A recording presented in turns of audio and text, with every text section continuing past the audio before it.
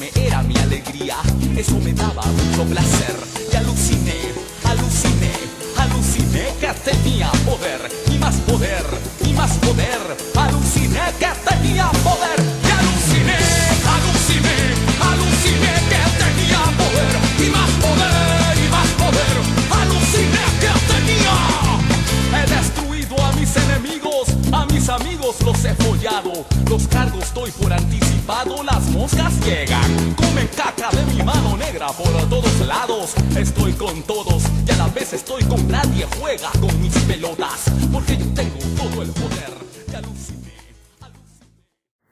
El caso López ha puesto de relieve la importancia que tiene el problema del narcotráfico para la sociedad, la política y la economía peruana.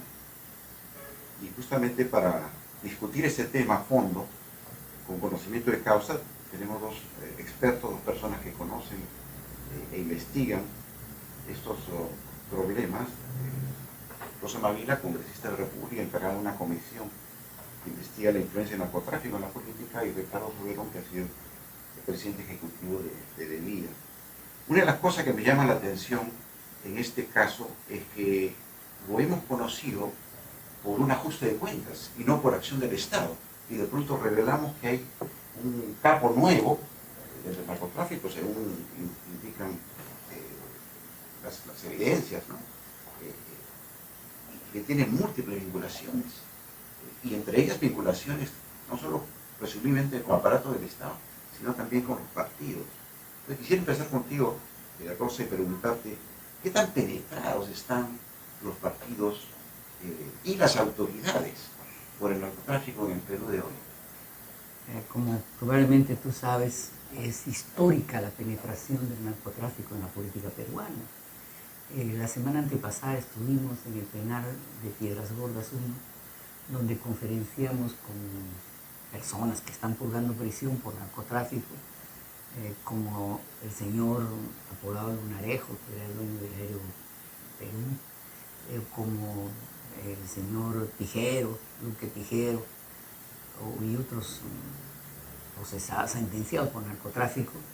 Y ellos nos decían, mire, que en el contexto del Fujimorato, por ejemplo, cuando Fujimori gobernaba el país con Vladimiro Montesinos, existía el cartel peruano, ¿no? que se relacionaba directamente con el narcotráfico colombiano.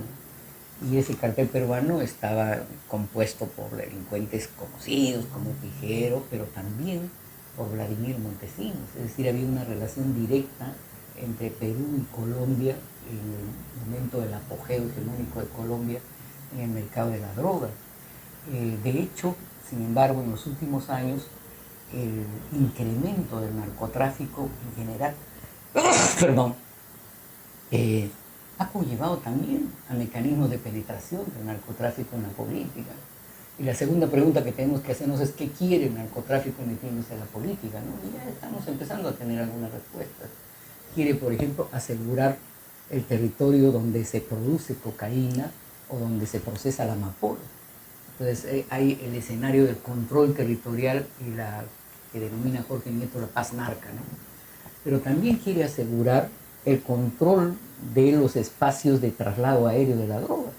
Hace 2 días hemos estado en la base naval, nos ha impresionado así, impresionado, yo no soy tan impresionable, la cantidad de avionetas de factura norteamericana, pero que se usan desde Bolivia, que cotidianamente trasladan casi 1 tonelada por día del BRAE y del Huallaga a Bolivia, y de ahí obviamente van a Brasil y Europa. O sea, el tráfico aéreo que exige urgentemente una norma de interdicción aérea que está en debate en el Congreso.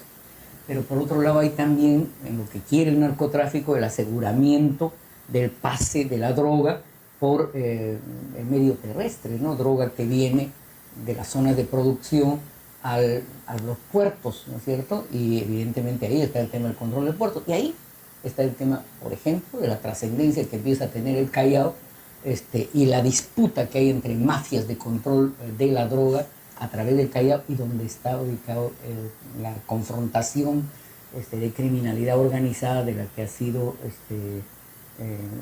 materia de mediática y política. Que podría en la ser el última caso Oropesa. semana. Sí, es el caso Un Oropesa. ajuste de cuentas por un Desde control. mi punto de vista es un ajuste de cuentas por un control de embarques, pero a la par, detrás de eso, como sabemos, hay estructura jerárquica, hay criminalidad organizada, hay vínculos con la mafia italiana, que son más o menos evidentes, ¿no? Ricardo, ¿qué mecanismos usa el narcotráfico para penetrar la política peruana? ¿Y qué tan fuerte es esa penetración? Bueno, yo diría que hay dos mecanismos, los administrativos y los eminentemente políticos. Dentro de los administrativos es lo que, por ejemplo, hemos vivido en la década de los 90 con el establecimiento y la prórroga permanente de los estados de emergencia en las zonas de producción cocalera, que permitieron en su momento que el señor Montesinos estructurara un régimen de corrupción desde las Fuerzas Armadas y a partir de las Fuerzas Armadas, siendo incluso felicitado por el zar antidrogas Barry McCaffrey.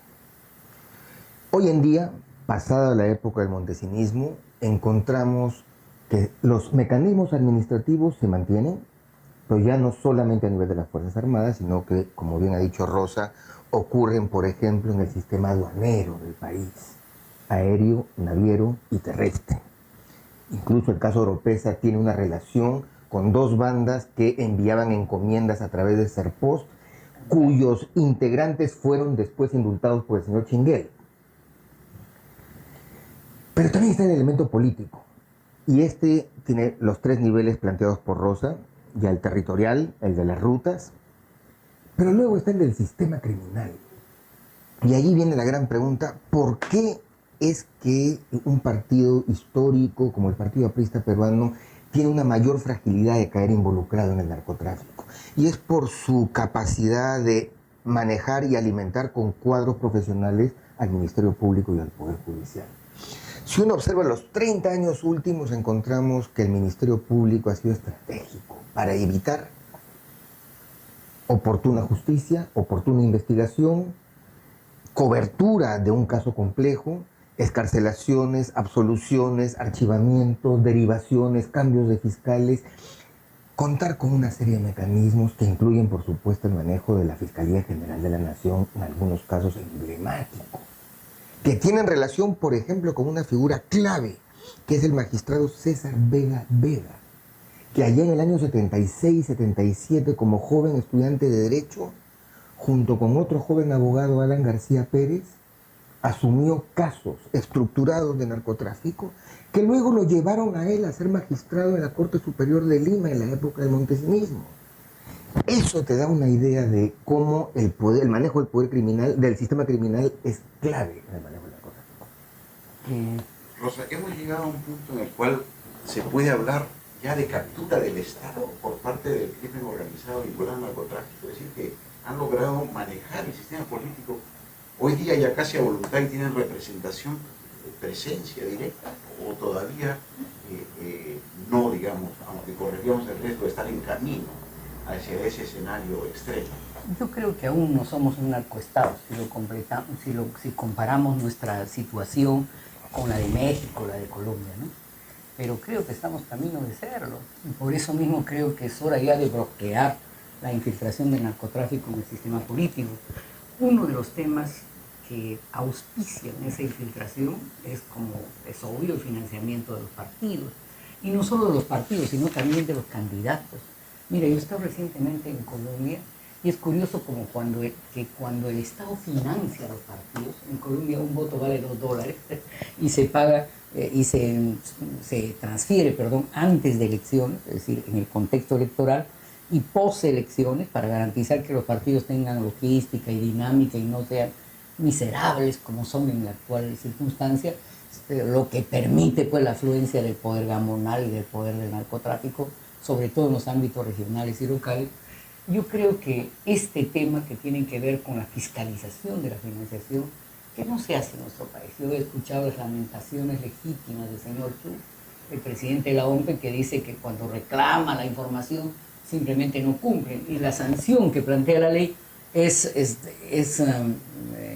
que no puedan otra vez recibir financiación, lo cual es una mala broma, ¿no? Porque si no reciben nunca jamás van a seguir recibiendo financiación. Entonces hay que empezar a financiar, aunque sea diminutamente, a los partidos, para evitar justamente la penetración del dinero de la droga en las agrupaciones políticas. Pero por otro lado, hay que empezar a analizar y a trabajar sistémicamente los indicios de corrupción más o menos vinculados a la droga. Mira, en provincias la gente sabe quién es narcocandidato y quién es narcoautoridad, lo saben. Y generalmente lo saben por la exhibición grosera a nivel electoral y a nivel de gestión pública. Por ejemplo, esas candidaturas que regalan 500 soles, que regalan artefactos eléctricos, esas candidaturas que donan automóviles o vehículos que no salen pues del erario público, o ese gasto grosero también en campaña electoral en circunscripciones que francamente no son centrales en la dinámica política del país. Y entonces aquí hay un tema, ¿no? El otro tema es que, el que anunció muy bien Ricardo, el sistema jurídico criminal no reacciona o reacciona a favor del narcotráfico y del lavado de activos. Mira, los políticos mayoritariamente no son procesados por tráfico de drogas, son procesados por lavado de activos, o sea, es el nexo en que esas dos figuras se tocan y se besan, ¿no? Pero es curioso cómo la investigación policial demora demasiado. Yo creería, si fuera gobernante, haría una reorganización de la dinámica, ¿no? O sea, quisiera saber por qué demoran tanto casos grandes, medios y pequeños. Y segundo lugar, en la Fiscalía, no, francamente, institución que yo respeto, pero que últimamente expresa una serie de crisis por todos los lados de donde se le mire. En la investigación que llevamos haciendo en la comisión, casi hay una constante, ¿no? Larga dilatación, o en sede de la Fiscalía Provincial, archivamiento en casos grandes, ¿eh? Y la Procuraduría Antidrogas eleva para que no se archive. A propósito, en el caso López Paredes, a mí me parece, en el caso Oropesa, me resulta sumamente extraño, el hecho de que le han quitado el fuero a la doctora Sonia Medina de asunción de la función de las tareas de la Procuraduría Pública. Esta es una mujer experta, honrada, y que se ha enfrentado en todos los gobiernos con las mafias del narcotráfico y de la droga. Quiere decir que pueden digitar los nombramientos. Es raro, ¿no? ¿Por qué la sacan de este caso? Hay varias interpretaciones. Obviamente Oropesa estaría más vinculado al partido aprista. Entonces, el gobierno, cuando cambia de procuradora, ¿qué cosa quiere? ¿Usar este caso para intermediaciones políticas en un contexto electoral? Si es eso, yo creo que está mal, porque creo que las investigaciones deben tener un cauce institucional autónomo, máximo en este caso, en que no solo hay nexos entre narcotráfico y política probables, ¿no?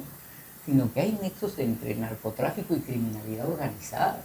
Mira, hay un delincuente al que yo conocí cuando fui presidente del INPE, al que le dieron libertad el año pasado, y yo protesté por esa libertad, porque ese delincuente me ofrecía en una entrevista que le hice asegurar la seguridad ciudadana del Callao si es que el Estado subsidiaba a 10 personas con 3.500 mensuales. O sea, me estaba ofreciendo que sus operadores de criminalidad organizada se dediquen a la criminalidad organizada si fueran subsidiados. Y este mismo personaje es el que habría sido parte del presunto ajuste de cuentas con Oropesa en la confrontación por el control del Callao. Por eso creo que aquí hay un tema de inteligencia, de seguimiento policial, de decisiones de naturaleza político-criminal que debemos afrontar. ¿Bastaría eso? ¿No? ¿Acaso no sería mejor complementarlo también con acciones de la sociedad civil? Porque también uno ve que la ciudadanía es demasiado permisiva con la corrupción. Y ciertamente, de lo que ustedes sugieren, aquí el uso de la corrupción es muy fuerte, digamos, ¿no? Y es casi el principal mecanismo, más que la violencia. ¿Qué podría hacer la sociedad civil? ¿O cómo podrían trabajar juntamente con el Congreso, con organismos del Estado, para hacer un frente común a este problema? Francisco, ahí permíteme que tome tu estructuración de las economías cuando tú las divides en ilegales, informales y legales. Yo las traslado esa misma estructura a la parte social en el país. Yo creo que el país en ese sentido de alguna manera está narcotizado porque mi hipótesis de trabajo es que todos los sectores sociales que han sido excluidos del modelo neoliberal y el crecimiento económico de 18 años han encontrado en el narcotráfico, en sus anexos, una forma de incorporarse a este circuito comercial. Por Entonces, ejemplo, los campesinos que viven alrededor de los ríos, ahí donde hay, como por decir, aeródromos ilícitos, en el Guayaga, ¿no? Esa gente vive de eso. No hay forma de sobrevivencia distinta. y le gana al Estado, porque mientras el Estado les da 200 soles por el programa social Juntos al mes a las señoras, cuando viene un narco y le dice, pongo $25.000 para toda la comunidad para que me reparen en 10 días una pista, pues es mucho más eficiente que los 200 soles de Juntos. Lo mismo pasa con los jóvenes que salen de Aucayacu, por ejemplo, 120 niños en quinto de media, de los cuales solo 4 ingresan a una universidad en Huánuco. ¿Qué hacen los otros 116? O a trabajar de mochileros, o a trabajar en la tierra del padre, en fin. Pero de ser así, también podríamos decir, ampliando el panorama, que hay un problema de la estructura económica. Porque si tú tuvieras un sector privado formal que da empleo en mayores números, reduciría la atracción que para esos jóvenes, ¿no? Estos casos de los cuales están hablando, de entrar a estos negocios ilícitos que son por naturaleza riesgosos, ¿no? La verdad que toda la oferta del Estado peruano a la selva alta de este país ha sido engañosa, deficitaria, contradictoria, absolutamente desarticulada, incoherente y militarizada. Es poco trabajo formal, digo. La verdad que sí, es un engaño. Bueno, pero ¿qué hacemos, no? Creo que tenemos que plantear algo, creo que tenemos que exigir políticas públicas de inserción productiva real. Creo que la palabra reconversión productiva no debe ser un saludo a la bandera. Creo que hay que ampliar políticas educativas, de salud y de servicios en general en la zona. Y desde mi punto de vista creo que hay que reorganizar toda la presencia de la Fuerza Armada en las zonas cocaleras, ¿no? Eso es fundamental. Bueno, es un gran tema y seguramente lo vamos a invitar en otra ocasión a continuar discutiendo. Muchas gracias. Muchas gracias a ti, Francisco. Y es un honor ser entrevistado. Y aluciné, aluciné, aluciné que tenía poder y más.